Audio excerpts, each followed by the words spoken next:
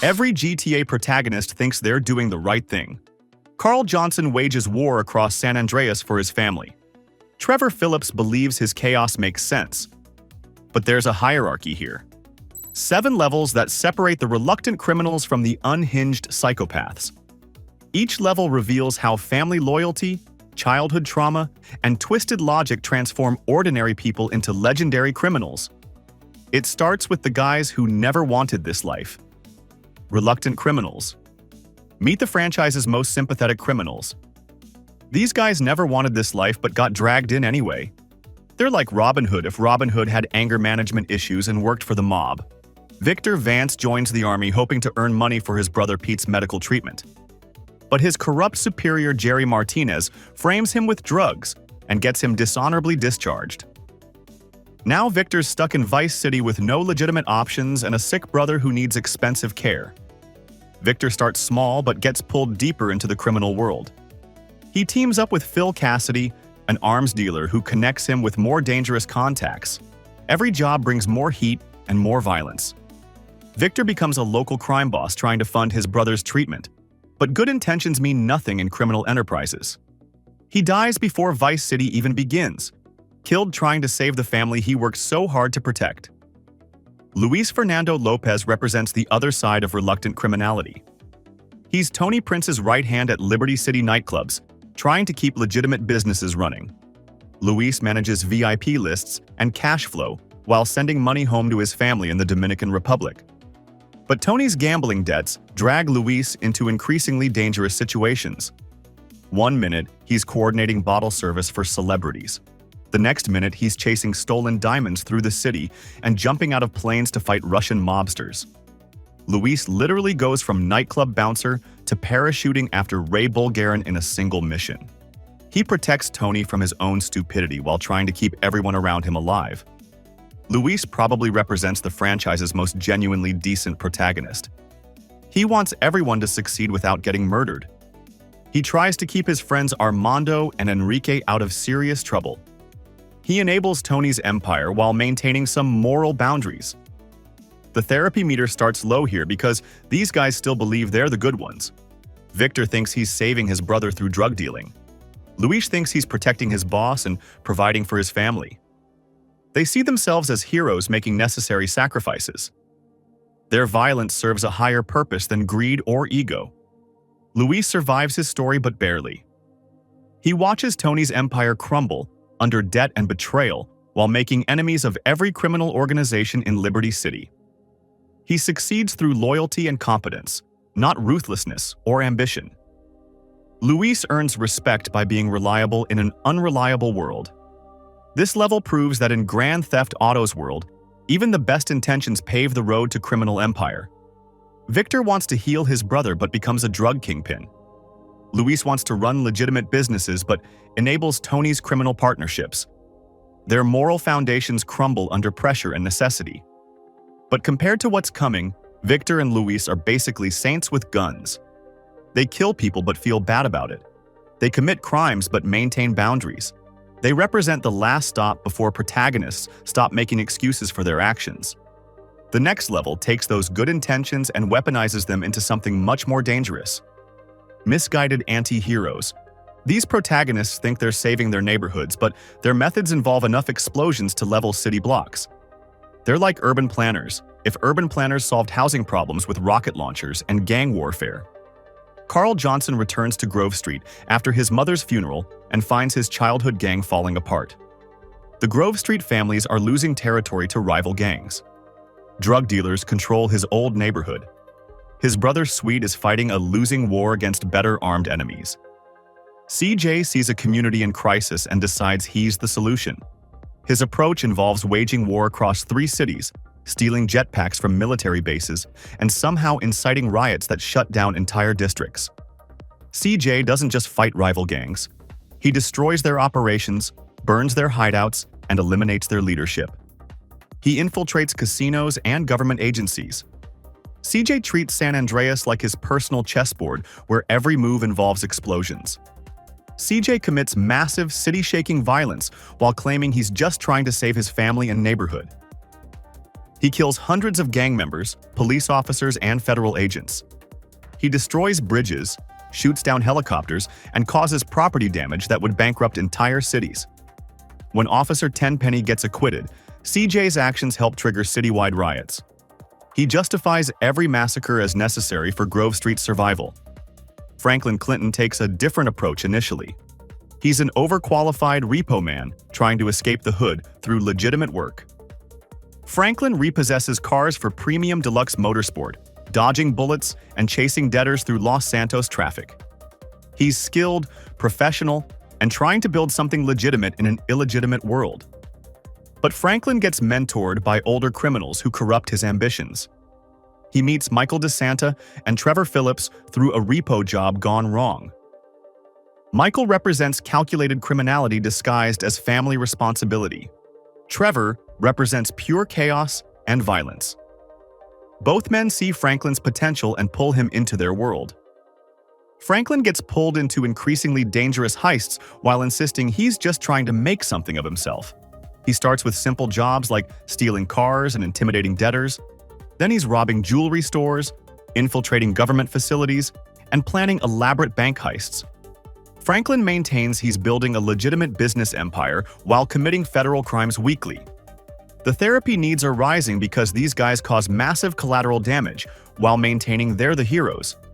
CJ destroys half of San Andreas and calls it community development. Franklin commits armed robbery and calls it entrepreneurship. They see themselves as neighborhood saviors who just happen to solve problems with military-grade weapons. CJ literally incites citywide chaos and calls it community service. He starts gang wars that spread across multiple districts. He causes riots that shut down government buildings. CJ destabilizes entire regions while claiming he's bringing peace to Grove Street.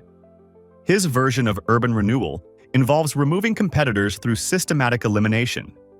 Franklin follows a similar pattern on a smaller scale. He steals from the rich and keeps the proceeds, like Robin Hood with anger management issues. Franklin targets corrupt businessmen, government officials, and rival criminals. He justifies theft and murder as necessary steps toward legitimate success. This level shows how noble goals and terrible execution create anti-heroes who save neighborhoods by destroying everything around them. They want to protect their communities but end up making them more dangerous. Their methods create more problems than they solve, turning them into the very threats they originally fought against. But at least CJ and Franklin still believe they're fighting for something bigger than themselves. The next level abandons those pretenses entirely. Loyal soldiers. These protagonists turn loyalty into a weapon that ultimately destroys them. They dedicate their lives to brotherhood and family honor, then watch those same devotions become their downfall. Johnny Klebitz runs the Lost Motorcycle Club like a business, negotiating with rival gangs to avoid unnecessary bloodshed and making deals with corrupt politicians to protect his club's interests. He understands that motorcycle clubs survive through unity and discipline. Johnny mediates disputes between members and keeps hotheads like Billy Gray from starting wars the Lost can't win. But internal betrayal and expanding drug problems break the club apart from within. Billy Gray returns from rehab with plans to expand territory through aggressive violence. Members start choosing sides between Johnny's cautious leadership and Billy's promise of easy money through chaos. The Lost fractures under pressure from rival gangs, federal investigations, and informants. Johnny dies defending a club that no longer exists when Trevor Phillips shows up years later and beats him to death. His loyalty becomes meaningless without power to back it up. Huang Li arrives in Liberty City carrying the Yujian sword to honor his murdered father and secure his family's claim to Triad leadership. He gets ambushed and left for dead, but survives to navigate Triad politics and police corruption. Huang discovers his father's killers work within the very organization his family served for generations. He proves his loyalty by working for Triad leaders Zhou Ming and Chan Jiaoming, handling everything from hacking FIB servers to eliminating rival dealers. Huang burns down businesses that refuse protection money, treating arson as ancestral duty. He follows orders to kill both Zhou and Chan when internal politics demand it, showing how filial piety translates into very modern felonies. The truth comes out when Huang discovers his uncle Kenny orchestrated his father's murder. Traditional values require him to kill his own uncle to restore family honor. Huang's devotion transforms him into a weapon wielded by people who view loyalty as an expendable resource. Both men sacrifice rational self-interest for abstract concepts of brotherhood and duty. Johnny stays loyal to a motorcycle club that abandons him when convenient. Huang follows family traditions that require him to commit murder for honor. Their blind loyalty overrides personal survival instincts, making them reliable enough to handle important jobs, but vulnerable to manipulation by people who understand their priorities better than they do. This level demonstrates that in criminal organizations, loyalty becomes both your greatest strength and your fatal weakness.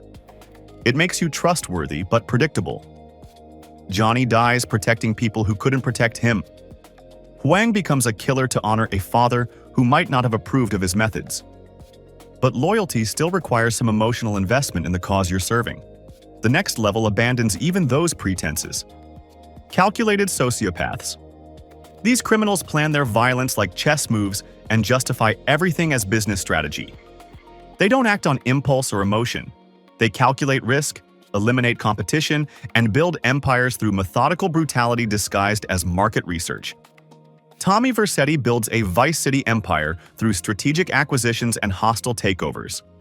He arrives in Vice City after serving 15 years for the Harwood Massacre. Tommy doesn't waste time on small crimes or petty revenge. He identifies Vice City's power structure and systematically dismantles it through targeted violence and corporate-style expansion. Tommy kills Ricardo Diaz and takes over his operations, then converts legitimate businesses into criminal fronts. He purchases the Malibu Club, Printworks, and Kaufman Cabs, using them as covers for drug trafficking and money laundering. Tommy acquires the Vercetti estate as his headquarters and fills it with security systems and weapon caches. He treats every purchase like a corporate expansion, complete with market analysis and competitive elimination strategies. He's the Harwood butcher in a pastel suit, consolidating power through spectacular 80s violence while maintaining he's just securing his investments. Tommy eliminates the Forelli crime family because they threaten his operations. He destroys rival drug dealers because they compete for market share. Tommy's approach resembles a business school case study written by someone who studied under serial killers and management consultants.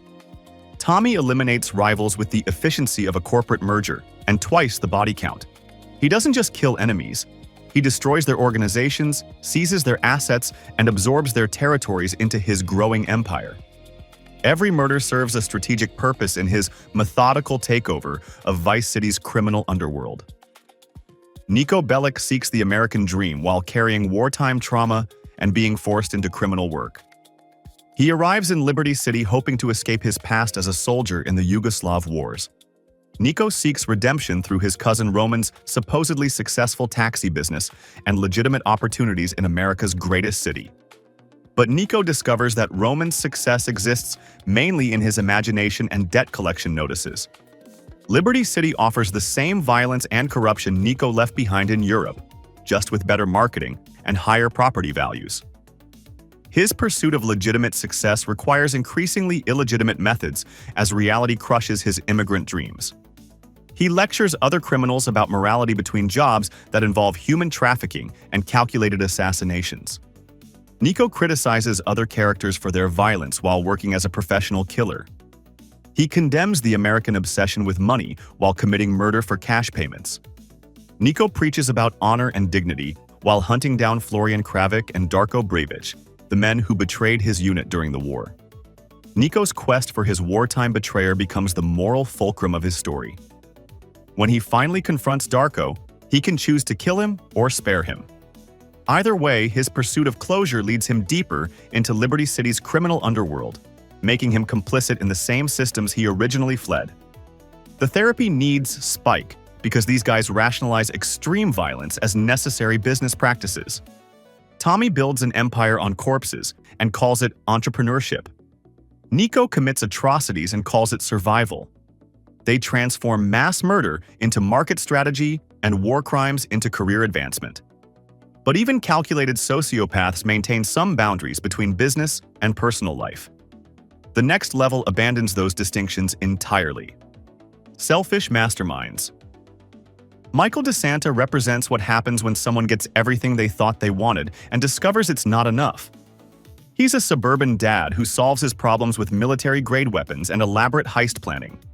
Michael faked his own death to escape his criminal past, then got bored in witness protection and returned to heists for entertainment. He made a deal with corrupt FIB agent Dave Norton back in 2004. The plan involved a staged robbery where Michael would disappear and start fresh in Los Santos. His partner Brad got killed in the process, and Trevor thought Michael was dead too. Michael got his new identity and moved to Rockford Hills with his family. But suburban life turned into a nightmare of pool lounging, prescription medication, and marriage counseling. Michael spent his days drinking by the pool and cheating on his wife Amanda. She responded by maxing out credit cards on plastic surgery and having affairs of her own. Their kids showed him zero respect. The American dream became a daily reminder that money can't buy happiness or functional relationships. He orchestrates elaborate crimes while negotiating custody agreements and marriage counseling appointments. Michael plans bank heists between therapy sessions with Dr. Friedlander. He calculates entry points and escape routes while discussing his childhood trauma and prescription side effects. Michael coordinates with criminal partners while scheduling family dinners and school events. Michael betrays partners, manipulates federal agents, and destroys friendships, all while insisting he's trying to provide for his family. He works jobs for the government agents who originally helped him disappear. Michael eliminates witnesses and steals government intelligence, claiming he's protecting his family from retaliation. He justifies every betrayal as necessary sacrifice for domestic stability. His family doesn't want his blood money, his partners don't trust his loyalty, and his therapist probably needs therapy after their sessions. Amanda knows Michael's wealth comes from criminal activities she wants no part of. Trevor discovers Michael faked his death and feels betrayed by years of lies. Even Dr. Friedlander gets overwhelmed by Michael's combination of violence and vulnerability during their appointments. Michael represents peak criminal selfishness because every decision serves his own interests while he pretends to sacrifice for others. He claims family motivation while pursuing personal thrills through dangerous heists. Michael maintains he's a reluctant criminal forced into violence by circumstances, but he clearly enjoys the planning and execution of elaborate crimes. His story proves that some people rob banks not because they need money, but because suburban life is boring. Michael has enough legitimate wealth to live comfortably forever. He returns to crime because domestic routine feels like prison compared to the excitement of high-stakes heists. Michael chooses violence over therapy, crime over compromise. Michael's therapy sessions play like a pre-game to the next heist. He discusses his emotional problems with a licensed professional while coordinating assassination contracts. Michael seeks psychological help for issues caused by the same criminal lifestyle he refuses to abandon. He wants healing without change, growth without sacrifice. This level shows how criminal masterminds can be the most dangerous when they're trying to have normal family lives. Michael's attempt to balance domestic responsibilities with criminal activities creates chaos in both worlds. But even Michael's selfishness pales compared to criminals who commit mass murder just to make their families proud. Mama's boy maniacs. Tony Cipriani represents what happens when traditional family values collide with organized crime expectations. He's like a suburban overachiever, if suburban overachievers solved problems with systematic elimination of business competitors. Tony seeks his mother's approval by rising through Liberty City's mafia ranks, which requires increasingly violent assignments. Ma Cipriani constantly belittles her son despite his dedication to family business and criminal success. She criticizes his appearance, questions his competence, and compares him unfavorably to other mobsters' sons. Tony endures her disappointment while working his way up the Leone family hierarchy through jobs that escalate in both risk and brutality. He takes on high-risk assignments for the Leone family, hoping that criminal success will finally earn him maternal respect. Tony eliminates rival gang members, corrupt officials, and business competitors who threaten Leone interests. He burns down enemy establishments, steals shipments, and coordinates attacks on opposing crime families. Every completed mission represents another attempt to prove his worth to a mother who remains perpetually unimpressed. His criminal activities are directly linked to his desire to impress Cipriani.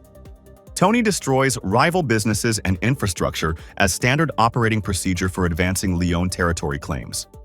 He plants explosives and eliminates competition through spectacular property damage that doubles as intimidation tactics. These acts of violence are carried out hoping to advance Leone family interests and gain his mother's respect. His mother remains unimpressed, while her son becomes Liberty City's most feared enforcer. Cipriani continues criticizing Tony, even as he rises through the ranks of organized crime. She complains about his lifestyle choices while benefiting from the money and protection his criminal activities provide. Other Leone family members start recognizing Tony's willingness to handle jobs that exceed normal organized crime boundaries. Tony's devotion to family approval transforms him into Liberty City's most dangerous son.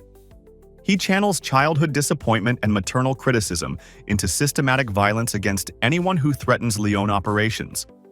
Tony's need for approval overrides normal criminal restraints, making him willing to commit acts that serve both organizational goals and his desperate quest for maternal recognition. He channels every childhood disappointment into criminal escalation, turning mommy issues into professional violence. Tony's psychological damage manifests through increasingly elaborate schemes designed to impress a mother who withholds approval regardless of his accomplishments. His personal therapy needs become indistinguishable from his professional violence requirements. The therapy needs are off the charts because traditional family values are fueling criminal behavior. Tony combines filial devotion with organized crime, creating a feedback loop where maternal disappointment drives criminal escalation. He maintains traditional respect for family authority while using that same authority structure to justify increasingly extreme assignments. Tony's story shows how seeking parental approval can justify violence when your family business is organized crime. His mother's criticism becomes the driving force behind his most destructive criminal activities. He proves that the most dangerous criminals are often just trying to make their mothers happy. But even Mama's boys maintain some boundaries between family approval and pure destruction. Some criminals abandon all pretense of serving anyone but their own twisted impulses. Unhinged psychopaths. At the top of our hierarchy sits pure chaos in human form, where childhood trauma created something that makes other criminals uncomfortable. These aren't masterminds with complex motivations or family loyalists with twisted honor codes. These are forces of nature that destroy everything they touch, including themselves. Claude from Grand Theft Auto 3 deserves mention for his terrifying silent menace. He's the series' blank slate killer, silent, efficient, and terrifying. Claude never speaks throughout the entire game, showing zero emotions and simply nodding when anyone offers him work that costs lives. He's like a weapon designed specifically for violence, with no personality beyond his willingness to kill anyone for any reason. Claude's actions shock even by Grand Theft Auto standards. He agrees to jobs where innocent people get kidnapped and turned into dog food at processing plants. He randomly kills his new girlfriend at the end simply because she talks too much and annoys him. With massive body counts and clearly psychopathic behavior, Claude represents cold, calculating murder without emotion or hesitation. But Trevor Phillips claims the crown as the ultimate chaos agent whose unpredictable violence redefines what trust and loyalty mean. Trevor embodies explosive, unpredictable chaos compared to Claude's calculating silence. His childhood was marked by severe trauma, including an abusive mother and neglectful father who abandoned him at shopping malls. Trevor responded by burning down entire buildings and attacking authority figures with sports equipment. Trevor's abusive childhood and history of shocking violence created someone with zero loyalty, even to himself. He attacked his hockey coach with a stick as a child and strangled a clarinet player with their own instrument at school. Trevor hurt and killed various animals during childhood, showing early signs of the violence that would define his adult criminal career. He burns every bridge, betrays every ally, and embraces complete chaos as a lifestyle choice rather than business strategy. Trevor kills Wade's friends without telling Wade, just so they can work together. He massacres Johnny's entire crew while they spend time with families in their trailers, turning domestic moments into crime scenes through sudden explosive rage. Trevor's willingness to break any rule and cross any line makes him unpredictable, even by criminal standards. He robs banks before Grand Theft Auto 5 begins and rarely hesitates before killing innocent officers and civilians.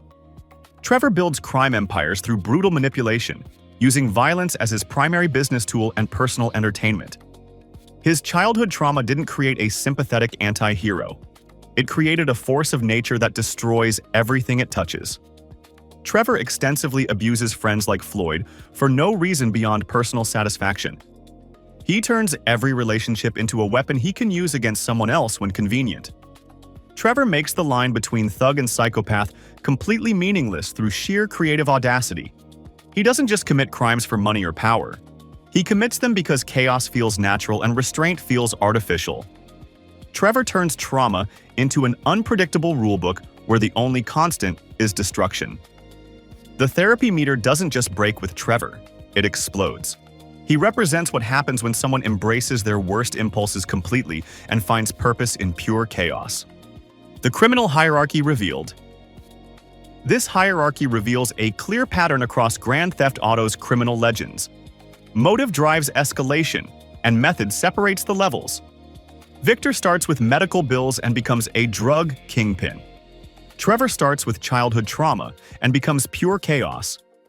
Victor versus Trevor shows the same criminal world. Different answers to the question, why do you do it? One seeks redemption through violence. The other finds purpose in destruction. Both reshape entire cities, but their motivations create completely different criminal legacies. The difference between thugs and legends comes down to ambition and creativity. Moral bankruptcy plus creative violence equals criminal legend. Which level is your go-to character? Comment below and we'll read the best takes.